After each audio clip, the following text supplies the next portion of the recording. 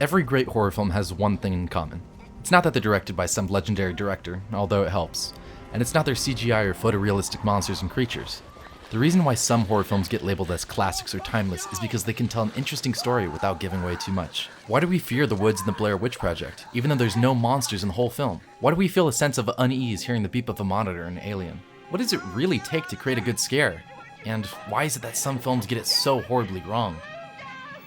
All films go through three major stages: pre-production, production, and post-production. But it's this last stage during the editing phase where things really start to come together. The editors are the ones that translate a director's story onto the screen, and Martinez does this job in Orange County, California. Hi, my name is Martinez. I've been in the industry for over 8 years now. So I went to Santa Ana College, screenwriting, producing, and cinematography. And then after that, I went to a 4-year, transferred to Cal State Fullerton, and then it just took off from there. But I was already in the industry before. And as someone in the film industry, he knows what it takes to create a film for someone else. So before that, I would review everything with the director, the producer, figure out exactly what path they want to go for. But can't you be creative with the way that you edit? Well, yeah, I think every editor would do their own twist on it before they get the hand smacked by the director. Well, I think post is the most important component when it comes to films. Yeah, I know that everything has its own importance, but I think when it comes to video editing, we're the ones that bring the story together in the end. We can easily gravitate into like a happy ending, or we can easily edit it into a wrong ending. We're not just editing, but we're also storytelling. That vision or that tone, that visual that you're seeing, we can take it in different directions. The key to creating the perfect scare relies on three things: controlled anticipation, misleading scenery, and auditory cues, something that was captured perfectly in the movie Alien from 1979. Ridley Scott, the director of the film, was a master of suspense for his time. While crafting the movie, he believed in less is more, the idea that by showing the audience less on screen, they might create the monster in their mind instead, and that the image in their head would terrify them even more when it eventually did appear in the film. In fact, the creature in Ridley Scott's movie only begins to appear at the 1 hour mark. There's a reason that this movie has stood the test of time. When Alien was being created in the late 70s, the perception of space was almost utopian, as seen in 2001: A Space Odyssey. It wouldn't be until the 80s when most sci-fi movies started to get grungy, such as Blade Runner, The Terminator, or Predator, who, by the way, would eventually battle the xenomorph from Alien. The interior set design of the Nostromo was heavily based on the designs of B-52s and submarines, which both utilize very little space and force humans to make do. It's this cramped atmosphere that gives way to one of the best scares the movie offers. At this point, our main characters have realized that the alien is using the ventilation system to navigate the ship. So with a flamethrower in hand, one of them volunteers to flush it out. This is the first time that most viewers jump out of their seat in the film. Dallas? Originally, this creature would reach out of the darkness and barely miss grabbing one of the characters, but this was most likely scrapped as it took away from the main scare. The beeping noise that you see in Alien, or that you hear in Alien, we put a clock on it. It's like a stopwatch. But at the same time, it's like a pacing for the story. We're telling the audience this person's gonna die. It's like a heartbeat. It's like an anxiety. So the faster you're pulsing, your heart just beating and beating to the moment that we finally get the pop of it. That's the clock. Your time is over. So that's how we also participate as editors. We can act too by cutting it and showing you in different ways. While most films near the time of Alien were cut to look cinematic, 2 college film students were aiming to make something completely different in the fall of '97. Directors Daniel Myrick and Eduardo Sanchez started production on the Blair Witch Project in 1997 by posting a casting call in Backstage magazine. Those who replied to the ad were greeted with this message on the door leading into their auditions. You are about to read for the most demanding and unpleasant project of your career. If you are cast, we're going to drag you into the woods for 7 days of hell. 168 hours of real-time improvisational torment. We're not kidding. So if you're not serious about your craft, then you're wasting your time and ours. That woman on the right is Heather Donahue, one of the main characters of the movie, alongside Joshua Leonard and Michael Williams, who were all picked because of their improv skills. But what really set this movie apart from others is that the actors filmed the whole movie by themselves. The directors told them what to do for the story, but it was completely up to Heather, Mike, and Josh to determine how it was filmed. All of their dialogue and actions throughout the movie were completely unscripted, including the week that they camped in the woods for the majority of the film. However, the directors gave the actors some tools to help guide their narrative. They were given a 2-day-long crash course on how to use the film and audio equipment, and given a GPS to guide them to different locations in the woods. At the start of every day, they would use this GPS to figure out where they were supposed to film, and at every new campsite, the directors had left hidden notes for the actors to follow. This style of filmmaking is now widely known as the found footage genre, which makes viewers believe that everything they're seeing actually happened. A style that was later capitalized on by movies like Paranormal Activity, District 9, or Project X. But at the time, nothing like this had ever been done before to such a wide audience. In this scene, Heather, Mike, and Josh have become lost in the woods and are afraid of what's in the dark. While trying to sleep, something begins attacking their tent, causing them to run. Go, fucking go! Oh, God! Oh my God, what the fuck is that? What the fuck is that? Scenes like this feel extremely real because of the way that they're filmed.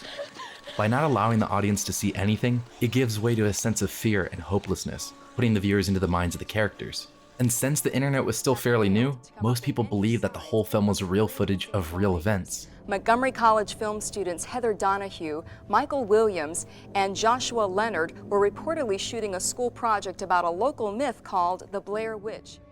And the directors made it even more believable by creating missing posters for the actors and a website where people could see fake photos full of evidence from the disappearance. In the same way that the movie Jaws caused people to be afraid of the ocean, the Blair Witch Project made people afraid of the woods. When it comes to found footage, we're more scared of things that we can't see. It felt so raw. It felt so real because when we go to cabins, right away we hear like a branch creak. Our minds doesn't see it, so we're right away thinks it's like, oh, it's someone's here, someone's gonna kill me. By letting them overthink, that creates the fear. So that's what people remember this, because it felt so raw and it's the realism. It's handheld filmed. There's friends that you can relate to, so it could happen. So I think that makes it even more horrifying.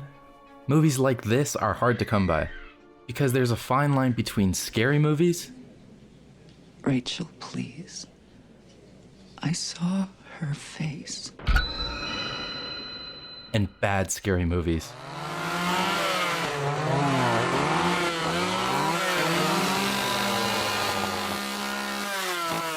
There's a certain amount of trust a director needs to build with their audience before they rip the rug out from under them.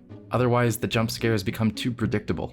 Because you're expected to be scared. When it comes to horror films, people go there and they know what they're going to anticipate. They're expecting to scream. They're expected to feel anxiety. They're expected to jump out of their seat. That's what the audience is always expecting. So us as video editors, we're trying to avoid that. We don't want you to be expecting those moments. They know the moments, they turn around, the monster's going to be there. They know the moment the door is open, the guy's gonna be there, ready to kill you.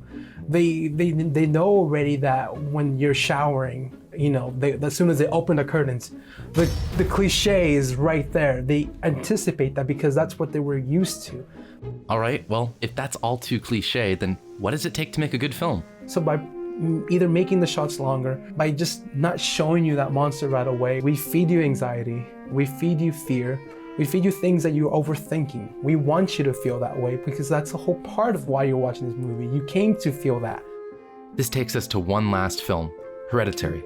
Released in 2018, this movie has one of the slowest paces for any horror film. But the payoff for all that tension is worth the wait. It's the kind of film that seems so grounded in reality that you find yourself sitting awake at night asking yourself, could that really happen? Symbolism is huge in this film. Throughout the movie, the viewers are fed clues piece by piece to a bigger picture, but none of it really makes sense at first. There's this weird symbol that keeps appearing over and over again. And the daughter in this family keeps making this weird clicking noise with her tongue. It's these little things that make the viewers wonder, why does any of this matter? The film begins with the death of a family member, the family's grandmother. But we learned very quickly that no one really had any connection to her. She was distant and secretive. The mother, Annie, is a miniaturist, meaning she builds dioramas for pay. The father, Steve, works outside the home and can be very distant. Their son, Peter, wants his privacy and just to be left alone. And their daughter, Charlie, has no friends besides her immediate family, an outcast. Unlike your regular scary film, everything just seems so mundane. For the first 30 minutes of this movie, you're left wondering, where's the twist? Everything seems fairly normal until Peter and Charlie are at a party. He leaves Charlie alone for a moment while he goes to smoke, so Charlie eats food while her brother's away.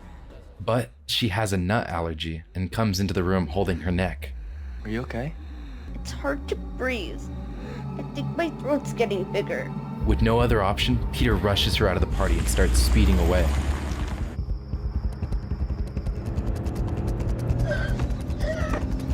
It's okay, Charlie. We're almost to the hospital, okay? Charlie is gasping for air and sticks herself out the window.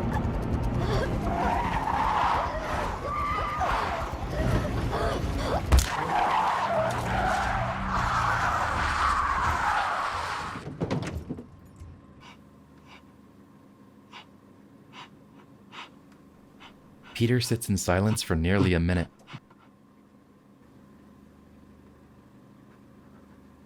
In this film, there's no typical jump scares, only tragic moments. So the long takes in that movie, specifically the scenes where we just get a profile shot of him, we feel his emotion of pain. He's not even moving at all, not even the camera, so it's just eerie. It's like we want him to turn around. We want the audience to know that, yeah, we too want to look back, but we can't because that's our loved one. So we just keep it there purposely so that you feel his pain even more. The longer takes it is, it makes you feel like if you have anxiety or you're expecting something to happen, you're expecting someone to talk, you're anticipating is the word. The real twist is that everything is fate. Their family is cursed and their gift is hereditary. That's why this film is truly terrifying. Their family seems so normal that even after the movie's over, you think, this could happen to me. And if it wasn't for the amazing editing, this film may have been a dud. As in, we're actors too. We're showing you the fear. We're the monsters. That's what I want people to know, is that we can be the monsters. We can show up whenever we want to. Honestly, if you think about it, that's the best way to say it, because we're in control of everything. So in the end of it, we're the fucking monsters.